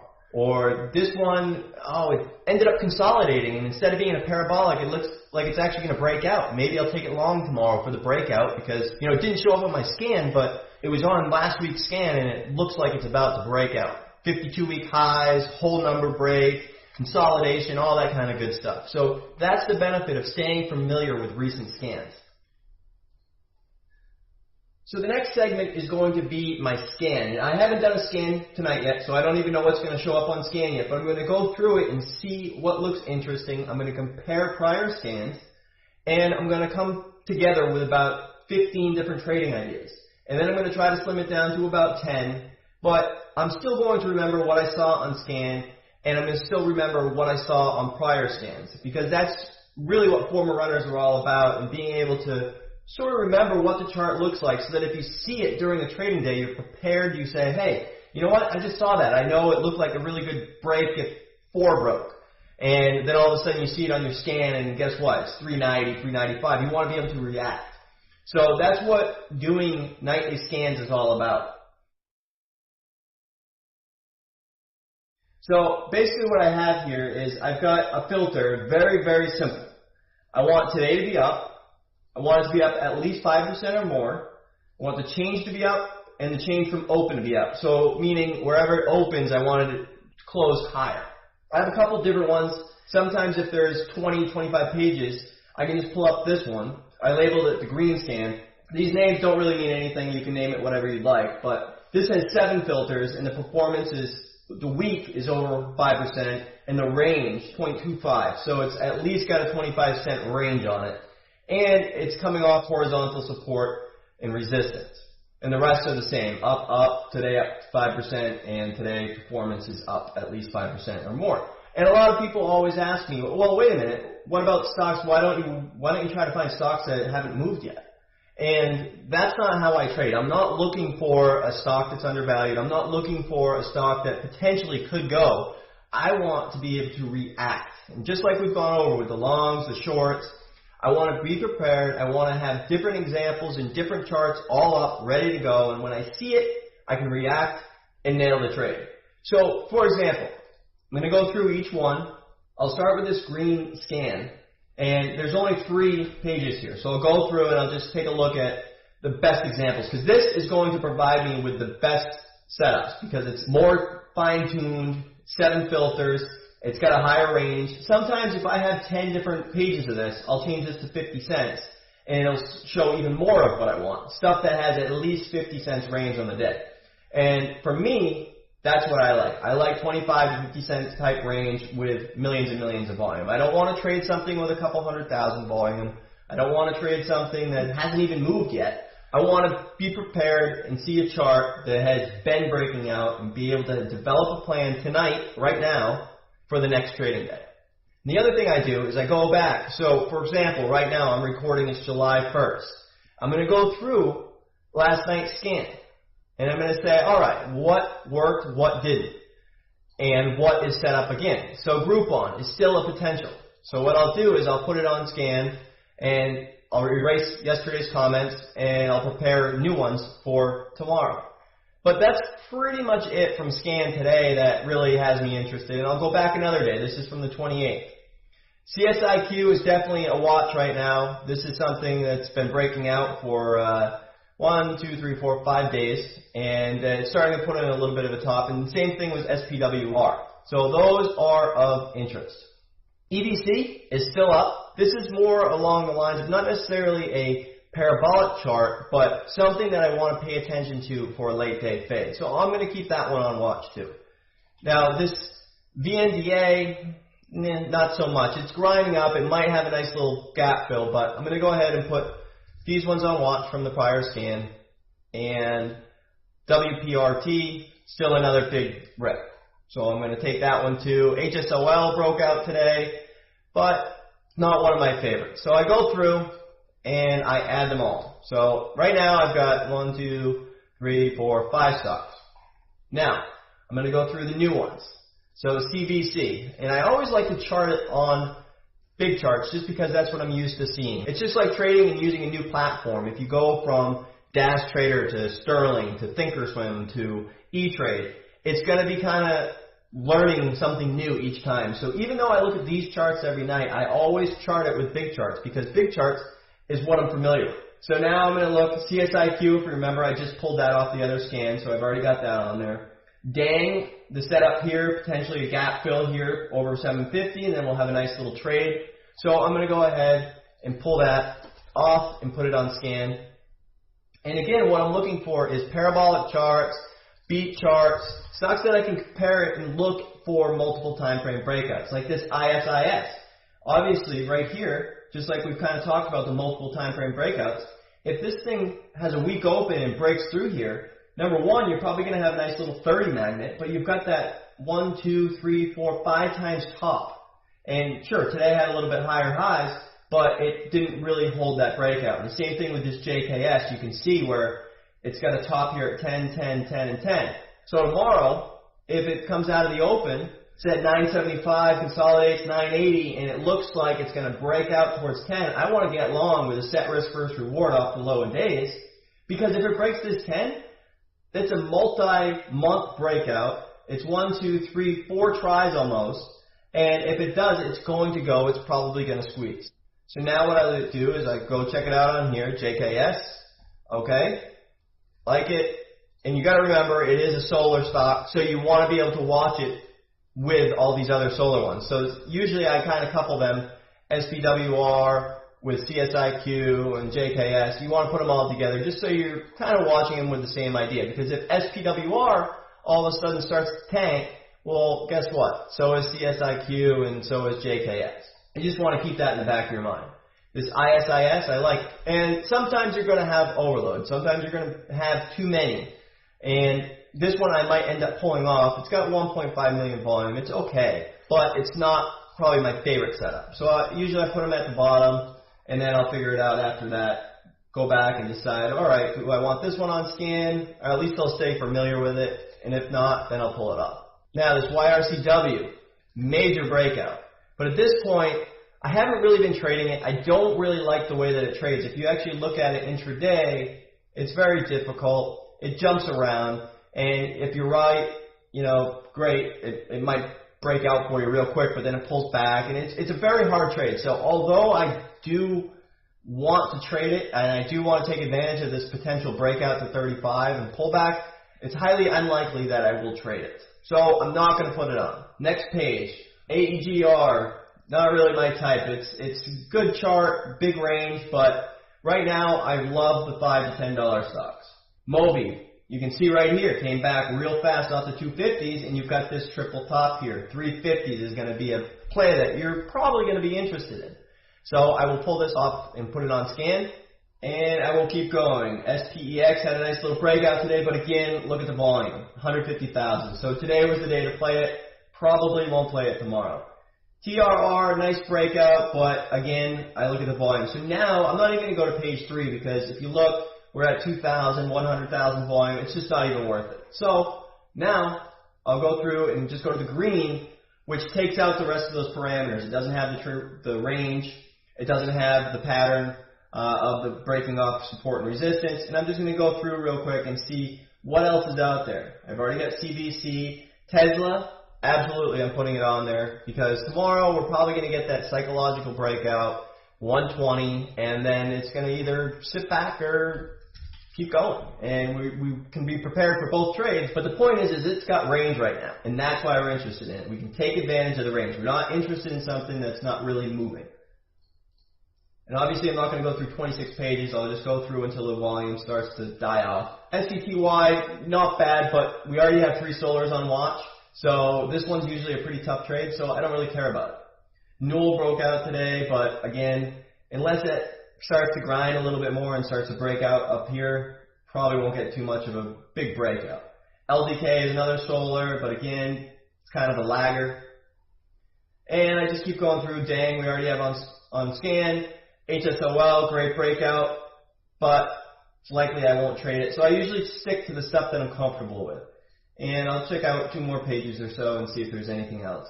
MPSP is a nice one, but the range really isn't that great. It's kind of a very slow grinder, and there's 5, 10 different fake breakouts, and then it pulls back, and then it consolidates, gaps up, goes. Fake breakouts, and then goes.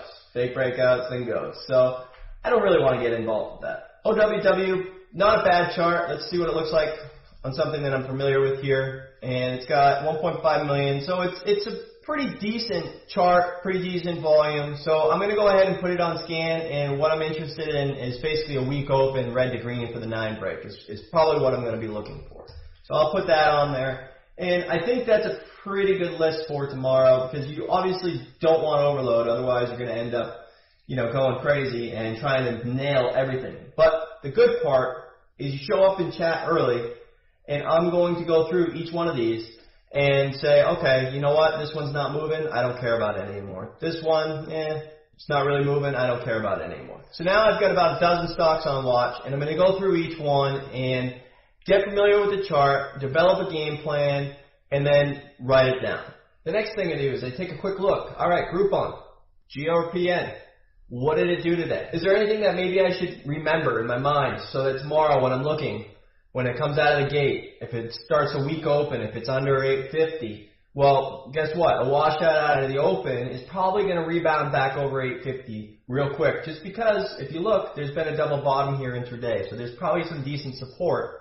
And if it ends up opening over 875 and running, then I'm probably going to be interested in a short into or through the 9 break for it to pull back and probably head back to this level 875. So that's what I'm going to put on scan. So the idea becomes to keep an eye for a weak open in a red to green setup like we've gone over is it's weak, it starts to consolidate, ABCD type pattern, starts to grind up, and as soon as it looks like it's going to head towards red to green, that's where you want to be able to take advantage of that trade and sell into the pop through red to green. Otherwise, like I've told you before, you want to have 2 plans. So if it gaps up and it parabolics, much like Pandora did today, which is one that we played, and you can see here we played into the 20 over and under. So basically it went up towards 20, ripped, and we took advantage of that morning straight, and then it faded right back under 20. Same idea with this Groupon. If it were to open up and rip towards 9, I want to be able to take advantage of that where it goes through it and more than likely pulls back and consolidates under 9 for a little bit, and then it either picks a trend up or down from there. But what I want to do is take advantage of that wash right back under 9. So next is Tesla. Now Tesla is just a crazy stock that's just been going up all day lately. And This one had a very strong close. There's a good chance that the next psychological target would be 120. I probably will not long this. The ideal trade would be a 120 gap up, parabolic, maybe get a couple bucks out of it, maybe even 125. But any parabolic action, if we have a gap up, sort of like today here, if there's a gap up at 120, all of a sudden it rips up to 123, 124 or something. That's what I'd be interested in. Start into a short, play that washout, and then move on. So that's exactly what I wrote. More than likely, will not long this. Idea would be a 120 parabolic, rip towards 125. So any parabolic action with a few buck move within a minute or two is what I'm interested in. Something within, 1 to 2 minute move where it goes multiple dollars. And that's where I want to get short. And then that quick fade back, and that's it. I'm not going to stay around. I'm not going to add, because that's where you get in trouble. Next up is OWW. OWW for me is not a short. The only thing that I'll do here is long it, red to green, or if it comes out of the gate even and it starts to grind. So what you want to do is take a look here, intraday, and you can see 850s. 850s played a big role as the top for quite some time, and then you can see the volume and it ripped through it and it didn't look back since. So there's a good chance that it may retest towards that 850, and that would be an ideal trade tomorrow morning. I'd want to see it test 850, consolidate, and as soon as it perks off, I would go long any size I'm comfortable with a risk over and around 850. Not necessarily 850 hard stop, but give it a few cents both ways and go long for that 9 break. So that's exactly what I wrote right here. 850s over and under.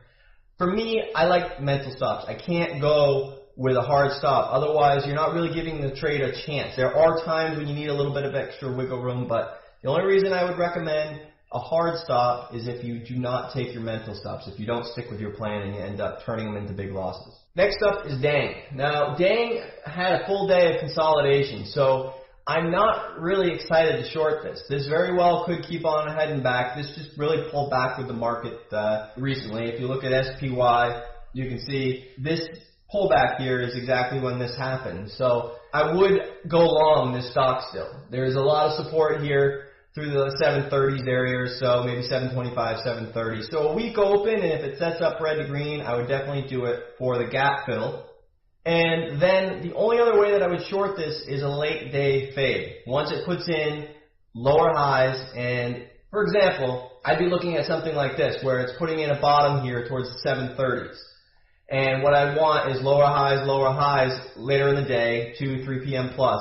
And when it cracks that, I want to get short and risk towards the prior highs. And that's exactly the only 2 trades that I would take on this thing. Otherwise, it's probably just going to put you to sleep and it's not really worth watching. So again, you want to keep an eye, 730s, potential retest, because that's what happened today. It bottomed out a few times, it held. So there is good support there. So watch for a weak open. If it does retest and it starts to perk off that, you can risk towards the lower days, and you're probably going to get a magnet on that 750 level. And then the only other way that I would treat it is a short later on in the day if it has a base form and it keeps coming lower, and then it cracks it.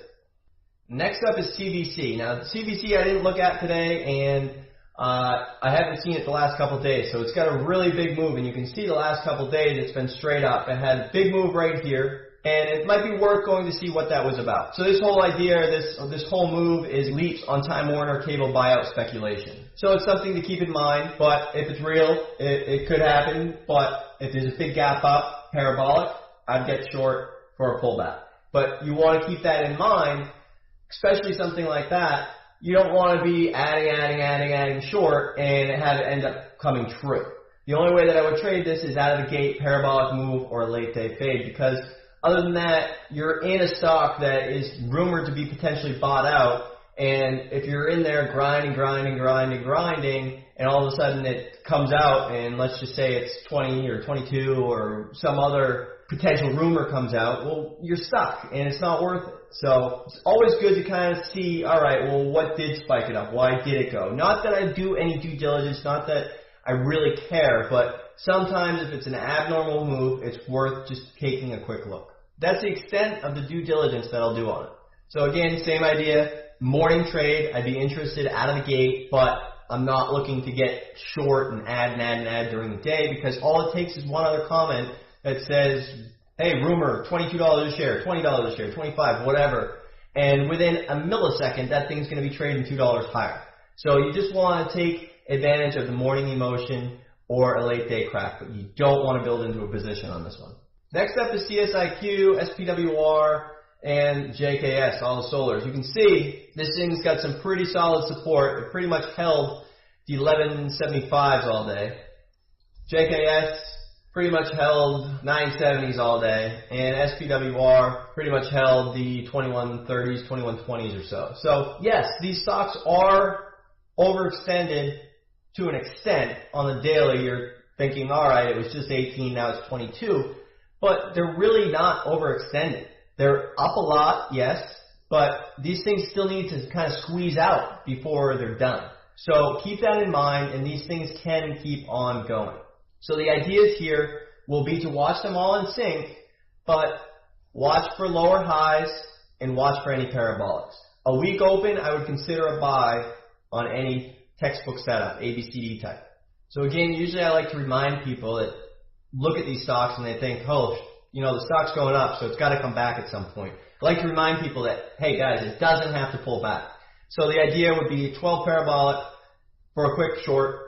Otherwise, if it starts to go up in the morning and pretty much puts in a top at 12, pulls back, top at 12, pulls back, top at 1190, pulls back, that's when I want to get short and risk on the 12s, once you have a set risk versus reward. So SPWR, same idea. Remember the consolidation. It had a nice little breakout towards 22, but the only way I'd be trading this short is big moves that you can take advantage of. Otherwise, I'd be longing it off dips as long as the trend holds, and you need to have some type of set risk. So that's all I would do here. This thing is nearing a very big breakout. So if this 22 breaks off a weak open and it starts to kind of grind back up and it gets through that 22, this is the kind of stock that can spike $1 in a couple minutes. So JKS is the next solar. Obviously, we went over it, but weak open, red to green, maybe retest towards these 970s where it was pretty much topped and then it pretty much held as support. And then get long for red to green and a 10 break, because everybody's going to be thinking 10 break. It's been top, top, top, top, and if it breaks, there's a good chance that it gets to 11 or even higher. WPRT, I'm